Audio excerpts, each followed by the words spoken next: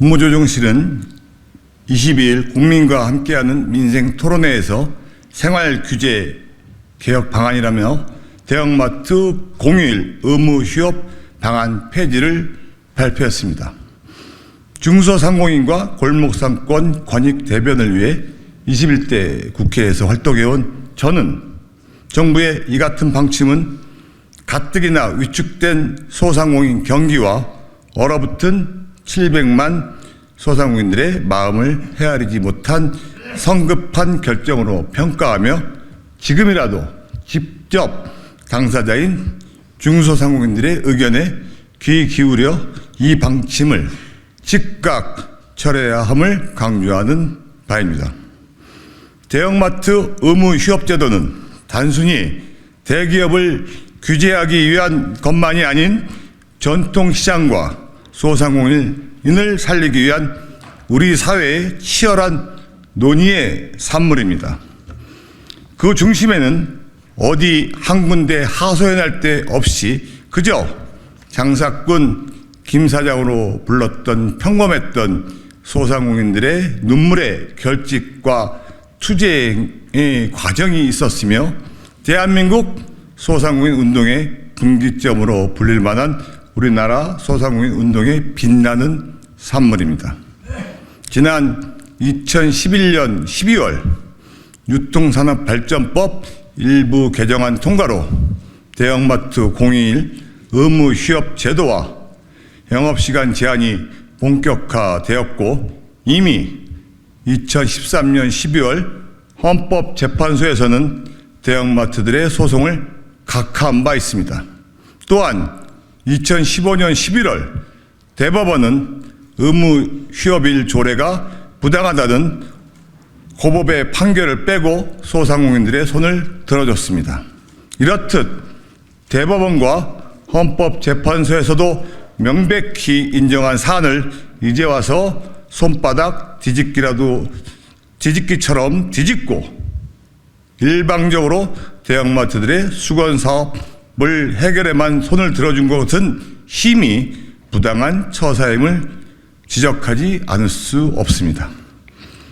20여 년 동안 소상공인 운동에 투신하여 소상공인연합회를 결성하여 초대 2대 소상공인연합회 회장으로 가두수수료 인하와 임대료 문제, 대기업의 골목상권 침탈 저지, 최저임금 인상 반대 등 소상공인을 위해 활동해온 저에게 있어서는 소상공인 자영업자 살리기를 1호 공약으로 내걸었던 윤석열 정부의 기대를 걸었던 전국 700만 소상공인들의 분노와 원망이 폭주하고 있습니다. 저의 부모님은 청량리 경동시장에서 30년 넘게 장사를 하셨고 저 또한 장사가 본업이었습니다.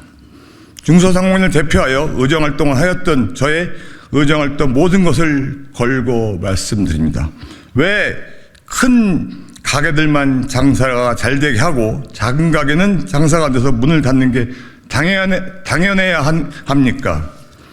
대형마트에서도 소비자 편익이 높아지고 작은 가게에서는 소비자 편익이 침해되기라도 한단 말입니까?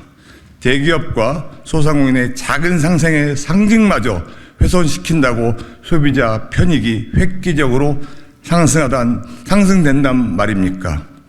한 달에 2번 일요일에 대형마트 안 가고 시장과 전통시장 상점과 가보자는 게 그렇게 잘못된 주장입니까? 이번 조치는 중소상공인들에게 큰 가게만 살리고 작은 가게는 돌보지 않고 괴멸될 것이라는 신호탄으로 해석되고 있습니다. 이미 전통시장과 상점가에서는 이 조치를 찬성하는 정치인들의 출입을 금지하겠다는 목소리마저 나오고 있습니다. 소상공인들의 분노는 그야말로 폭발 직전으로 민심이 요동치고 있습니다. 벌써부터 각 언론에서는 이마트와 롯데마트를 비롯한 대형마트들의 실적 개선을 예측하는 증권사 정보가 쏟아지고 있습니다. 이에 따라 이들 업체들의 주가도 출렁거리고 있다고 합니다. 언론 보도에 따르면 신한투자증권은 이마트의 통상 평일 매출이 300억 원, 주말 매출이 500억 원으로 추산된다면서 주말 이외 의무 휴업일이 평일로 바뀔 경우 월 매출 320억 원, 연간 3,840억 원 매출이 늘어나며 영업이익은 900억 원으로 개선될 것이라고 추정된다 밝힌 바 있습니다. 교보증권은 롯데마트의 주말과 평일 매출 차이를 90억 원으로 평가 시 평일 휴업 시 연 매출이 1,728억 원 확대될 것이라고 예측한 바 있습니다. 언론 보도에서는 대형마트가 전체적으로 월간 600에서 800억 원, 연간 약 7천에서 1조 원의 매출 증대 효과가 발생한다고 예측하고 있습니다. 대기업에게는 연간 최대 1조 원의 매출 상승 효과는 결국 전통시장과 소상공인들의 1조 원 매출 감소로 이어질 수밖에 없다는 것이 자명한 것입니다. 두부, 콩나물, 계란까지 하청받아 대기업 마크를 붙이고 팔게 되면서 우리 골목에서 친근하게 이 상품들을 판매했던 영세 상공인들은 지금 찾아볼 수가 없게 됩니다. 하청 구조로 원가의 50% 넘게 하청업체들의 고열을 쥐어짜며 문어발식으로 확장해온 대기업의 행태에 대한 대응과 대기업과 소상공인의 최소한의 상생을 위한 장치였던 대형마트 공휴일의 의무 휴업 폐지는 다시금 이런 가오가 반복될 수밖에 없다는 위기감을 불러오고 있습니다. 2022년 소상공인 시장진흥공단 자료에 따르면 2020년 기준 전국 전통시장 수는 1,401개로 14년 전인 2006년 1,610개보다 209개 감소했으며 전통시장 감소로 2006년 22만 5,725개에서 2020년 20만 7,145개로 1만 8,080배로 점포가 사라졌습니다. 슈퍼마켓 협동조합에 따르면 2000년대 초반 전국 10만여 곳에 육박하던 동네 슈퍼수는 2023년 현재 4만 개 수준까지 떨어졌습니다. 대형마트 공휴일 의무 휴업 폐지는 이 같은 추세를 더욱 가속화시킬 것입니다. 사라진 시장과 슈퍼 사장님들 골목 상권의 괴멸은 경제적 극빈층으로 전락하며 지역 경제까지 나아가 한국 경제의 실핏줄의 추락은 더욱 심화될 것입니다. 언론 보도에 따르면 전국 외식업 폐업률은 20여 년 만에 최고치를 기록하고 있습니다.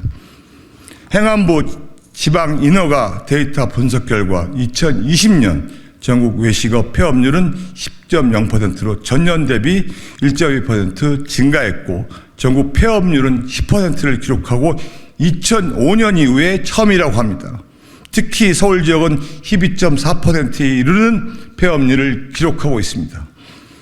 소상공인들의 긴 코로나 터널을 빠져나왔으나 고금리, 고물가 등 복합 경제 위기 속에서 경영 악화의 직격탄을 맞고 있는 것은 누구나 알고 있는 사실입니다.